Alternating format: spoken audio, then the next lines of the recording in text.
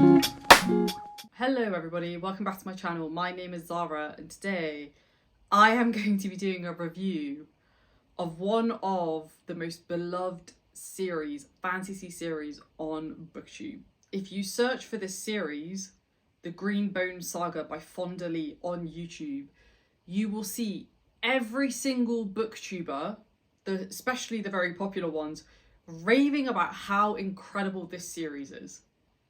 And I am never trusting any of these people ever again. To be fair, I never really trusted them anyway because I've had very bad experiences generally with books that I have been recommended by popular booktubers. But this is the nail in the coffin. The absolute nail in the coffin. Never again. Never again. Now, when you do search for this series on YouTube, and I recommend that you do it now, like go do it now, but keep this video playing so that you can hear me speak. Every single review is overwhelmingly positive. Every single review. And that honestly should have been my first red flag, because BookTube has lied to me time and time again. BookTok has lied to me over time and time again. BookTwitter has lied to me less so, but it still lied to me sometimes. And Bookstagram, I don't generally take recommendations for Bookstagram, so that's fine. We'll leave that one out. But the point I'm trying to make is that I feel like a lot of the stuff that I get recommended these days on these channels, on these social media channels, is just absolutely abysmal, overhyped, and really quite basic. And I just, makes me sad. Like, it really, really does make me sad. But anyway, let's jump into a little bit of context. I wasn't actually planning to read Greenbone Saga this year. I didn't really want to start a new series, but I'd gone through a bit of a slump these last few weeks. Work has just been crazy busy. I just wanted to start something new. I just wanted to start something fresh with new characters, a new world. And I thought, you know what? Greenbone Saga, in theory, sounds like a book that I should love. Sounds like a series that I should love. You have mafia, gangs, family dynamics, character-driven, very kind of political, but like internationally political. These are all things that I love in my books. The other thing is that it's a slow burn. I love a good slow burn. Some of my favourite books, some of my favourite series are slow burns. So in theory, this should have been a series that I loved. I went into reading the first book, Jade City, with pretty low expectations because I knew it was very hyped and I knew that in theory this should be a book that I love. So I didn't want to go in with too high expectations. And even with my pretty low expectations, this book was just not it. It was just not it. And I don't understand why this book is so highly rated and why this series is so highly rated. Like, I really failed to understand what it is about this series that really stands out for people, because for me it was boring. It was so boring. The characters were so drab. The world felt like it was trying too hard and just nothing worked. Absolutely nothing worked. And so with that in mind, let's jump into my review. This is not going to be a particularly structured review. My rant reviews tend to be a little bit more disordered because I kind of flipped in between things that I think about. I do have my notes, but sometimes I'll just remember stuff, so just bear with me. Disclaimer, as always, I still can't believe I have to say a disclaimer.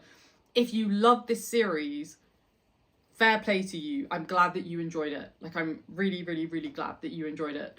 But it didn't work for me, and I have a right to be able to express that. So if you loved it, fair play.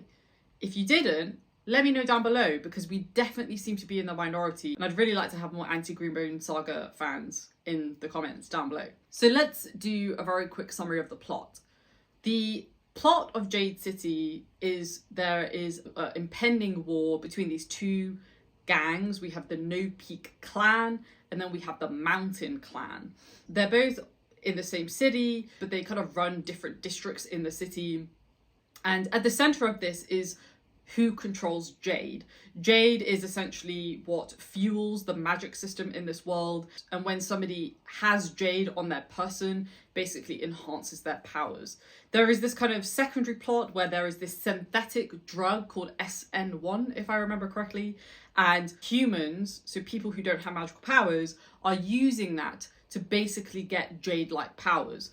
but it's a very dangerous drug. And there is this kind of secondary undercurrent of this kind of drug trade happening in the background, and we don't really know who's running it, we don't really know what's happening, and that's kind of always there present. So the plot is fascinating, you know, it's a really fascinating plot. I love a good gangster story. Some of my favourite movies are gangster films. Some of my favourite programmes are gangster programmes. So where did it go wrong is the question. Where did this book go wrong? This is a slow burn book, and I love a good slow burn. But there's slow burn, and then there's like crawling to my death slow burn. And that's what this book was. I don't mind reading a book about characters so that I get a really deep connection to those characters. So but by the second book and the third book, I am rooting for these people, even if they are very morally grey. Again, I've talked about my favourite series, my favourite books, and all of them have this to some degree. A good example of that is Long Price Quartet. We have literally any KJ Parker book. A really popular example is the First Law trilogy. Like literally all of these stories have slow burns, and it really works. In this one, it was just a drag. It was a drag, and I think a big part of the reason why it felt like such a drag is that we got so much info dumping and so much context that it felt so unnatural. Like we would be with a character, and then via that character we would learn about something new about the city or about the opposing gang, and it would just feel so disjointed. Like the narrative felt very out of place when we were just flitting in between the different POVs, but then also trying to build out the world as well. And that brings me on to the next thing. The world building was terrible. I was expecting to really have like these incredible vivid descriptions to really showcase what this city looks like, because we're basically in one city for the majority of the first book. And I was just really hoping that I would get this like really vivid image in my head. And from what I understand, it's supposed to be based on a version of Hong Kong. I remember reading that somewhere, that the author said that. It just didn't feel like that to me. Just did not feel like that to me at all. It didn't feel like it had a distinct personality. It didn't feel like it was something special. It just felt like any other cookie cutter fantasy world that I have read time and time again. I would not have known that this was a country based on a Southeast Asian country if we didn't have like the call sen and like the sen attached to each name. Like I just would not have known. The only reason why I know that is because of san. There is a similar one in Mandarin as well. So that was the only thing that made me think, oh, okay, this is a Southeast Asian culture. I didn't get that from the world building at all. Like just from the designs of the buildings. I mean, there were mention of temples, but so what?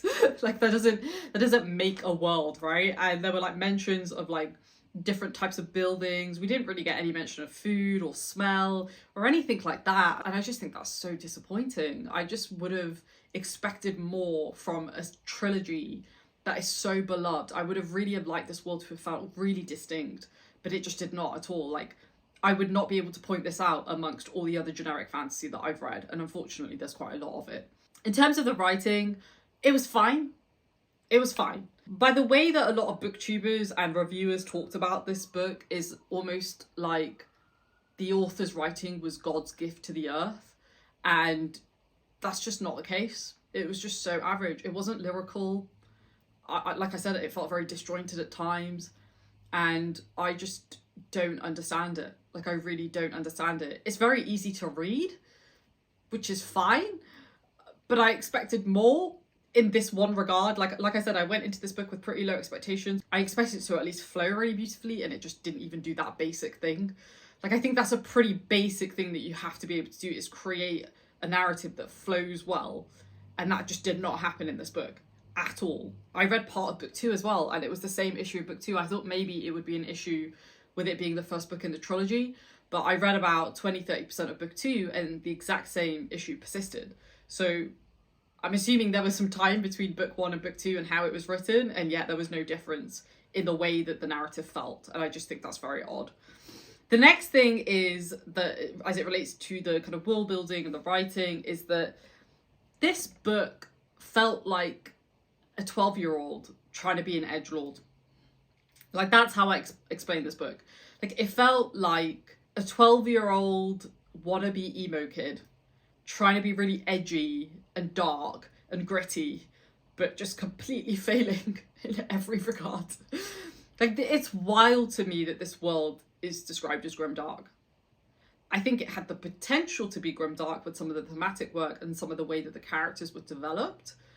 But as I read it, this did not feel like a grimdark world to me at all. Like, at all. It just felt like it was trying too hard. And I don't understand why so many people rave about the fact that it's this like really dark and gritty and like really, it's got this really kind of solemn atmosphere. Like, it really doesn't. It really, really doesn't. Like, I was laughing in parts because of how laughably bad the atmosphere was built up. It was just bizarre to me. I honestly felt like I was reading a different book to everybody else. Like genuinely. Like, I questioned whether I'd been sent a different copy of the book and this was like some sort of a prank, because I was just shocked, and not in a good way. That brings me on to the next thing, and that is the characters. Characters, as we all know, if you've been watching my channel even for a small while, you will know that characters are my favourite thing. And there was two characters that I kind of liked. You know, I'm clutching at straws though, if I'm being completely honest. I quite liked Lan, but the author decided to kill him off halfway through book one, and okay. Okay. I had a feeling he might die, so when it did happen, I wasn't like completely shocked. And then the other one was Shay. I quite liked Shay's inner thoughts, but the reason why I liked Shay's inner thoughts is because she's so different to the other POVs. Most of the other POVs are following Shay's brothers, Lan and Hilo. Lan, to me, like I said, he's kind of like your cookie cutter older brother leader who's trying to make it work, who's trying to really grow into his own leader. And I quite like that archetype. I do really enjoy it. Some of my favourite characters are that archetype. Then we have Hilo, and he's so annoying. Just this very unnecessarily macho guy who was just more annoying than anything else. And every single time I read his POV, I was just like, why can this guy please just go away? You know how I described how the writing felt like it was a 12-year-old boy wannabe emo who was trying to be an edgelord? That's what Hilo felt like to me. Like, he didn't feel like a genuine character. He felt like a caricature of a character type that I often quite enjoy. But with this character specifically, it just did not work. The other thing that I really didn't like about Hilo, and just about this book in general, is the way that he was introduced into the book. The first chapter, I think we are introduced to Hilo. He goes to see his girlfriend, Wen, and she is sleeping in her bedroom. And what he decides to do is very questionable and very odd, that he lies on top of her, covers her mouth, and basically justifies him doing that because she didn't close her window. And then he basically proceeds to sexually assault her, but Wen enjoys it. It's just very odd. Like, it's just really weird to me.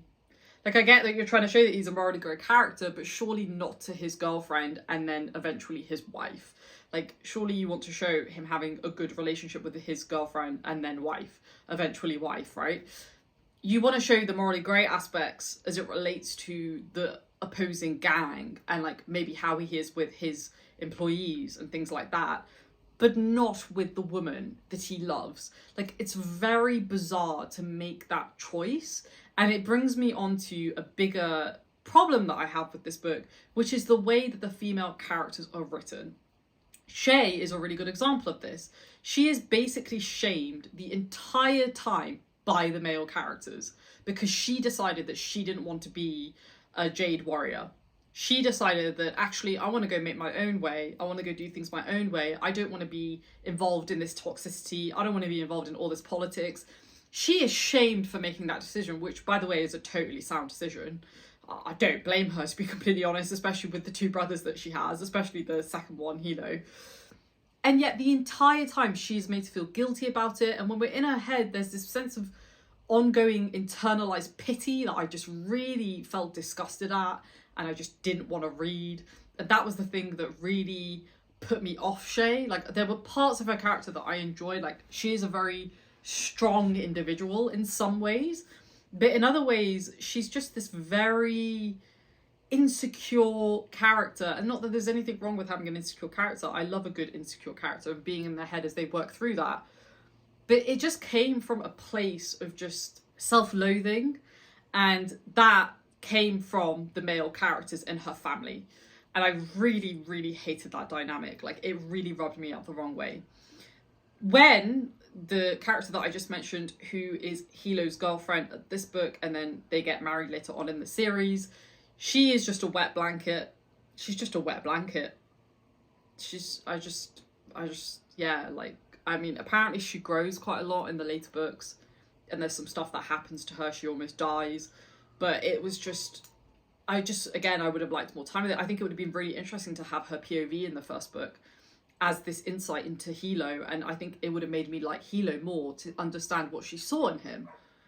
But no, she's just there. She's just a spare part for Hilo, basically.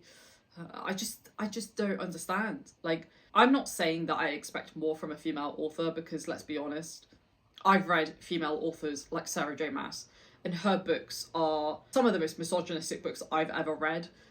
So I'm not saying that I expect better from a female author, but when I see this series be so beloved, and a big feature of that is the character work, I expect more, not the same shit that we see all the time. Like, come on.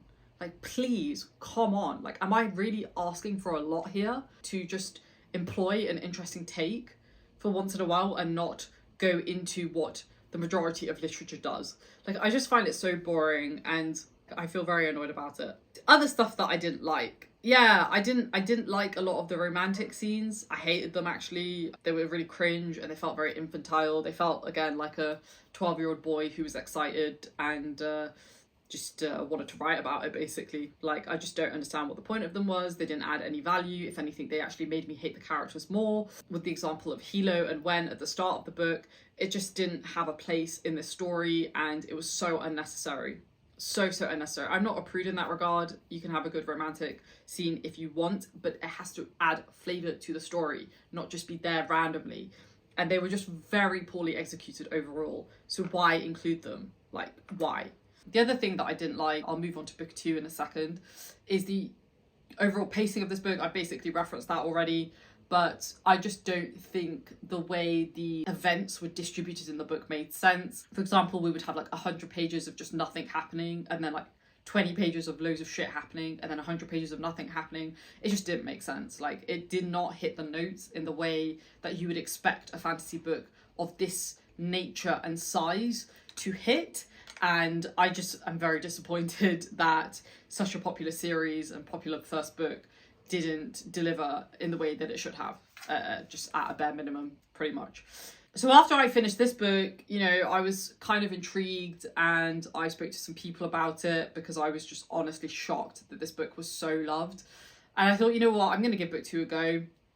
A lot of people told me that book 2 was the weakest one in the trilogy, so to just bear with it. I read the first 20% of the book and I stopped, because the writing was exactly the same, nothing had changed. This time we were getting more of Hilo's perspective, and I just hate him as a character, and not because he's a bad person or anything, which he is, but I've said many times before, and I'm sure I will say it again, I love morally grey characters. He's just really boring and dull and doesn't have any depth. And I don't understand why so many people get behind him, because he's just such a wet blanket. Such a wet blanket. I stopped at the point where time jumps came in, because I think writing time jumps is a really difficult skill, and not every single author can and should do it. And Fonda Lee, unfortunately, is one of them. There are probably 2 or 3 authors that I can reference who do time jumps very well, and that's it, apart from those 2 or 3. Look, it's not every writer is going to be good at every single aspect of writing, and that's fine, but I think her editor should have told her that this doesn't actually work for this type of narrative, and to maybe make it much more linear. because again, it adds to that disjointed nature and feel of the series. I just hated it. Like, I just hated it. It was just really badly executed in my opinion, and I'm honestly shocked that that got approved. Like, I'm really shocked. I'm really, really shocked. So yeah, that was it. That was it. Conclusion is, I'm never trusting BookTube again. Not that I ever really trusted BookTube in the first place, but I'm definitely never trusting BookTube again. Secondly, I've talked about this before, hype does not equal good writing. And this is a wonderful example of that. I wanted to like this series. I actually came into this series thinking that this was going to become a new favourite series. And I wanted to enjoy it because, like I said, it hits so many of my favourite things that I like in my books. I was just really frustrated that it was just poorly written. Like, I think it's a poorly written series. And I know I'm going to get a lot of comments about this. And I know I'm probably going to get quite a bit of hate about this. But that's okay. And if you start being overly aggressive, I'll just block you folks. But if you want to have like a genuine dialogue about it, which I absolutely do, then let's do it in the comments down below. Because I'm honestly shocked that this series is so beloved. I did a rant review of Fourth Wing by Rebecca Yarros a few weeks ago. Now that is a book that I didn't expect would become a favourite.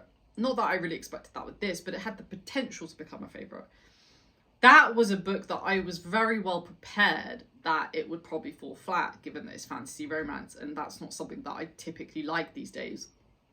So when I did my rant review, I was frustrated, less so about the hype and more about the fact that there are so many other better well-written books that deserve attention than that book. With this book is different because I wanted to like it, I should have liked it, and this, like I said, had the potential to become a new favourite series, and yet I don't see it. You know, there's been books that I've disliked, but I can understand why other people like it. I don't understand with the series. Like, I don't understand. What I ended up doing was reading a summary of what happens in book 3, and I found out what happened, and I'm so glad I didn't waste my life reading the rest of book 2 and then book 3. Like, I'm just so happy. Like, I knew Hilo was going to die, and in quite an unassuming way as well. And I'm just so glad that I saved the time and the money, because I don't actually own book 3, and I decided to bow out. My one piece of advice, unsolicited advice, is that don't continue on with series because of hype. If you don't like it, stop. And I don't like this whole argument of, oh, wait to book 2, that's when it really picks up. Like, no. Like, if I have to wait to book 2 or book 3 to really love a series, there is something wrong. Like, there is something inherently wrong with that series. So, anyway, I'm going to leave it here because I've been talking for probably quite a while. And I didn't realise that I would be doing a rant review this quickly after Fourth Wing. I was hoping that would be my only one this year, but there we have it. If you enjoyed this review, please give it a thumbs up. If you dislike this book and this series, please comment down below because we can start our own little fan club, and I'll see you there. Thanks for watching, folks. Stay safe as always. Take care, and I'll see you in the next one. Bye.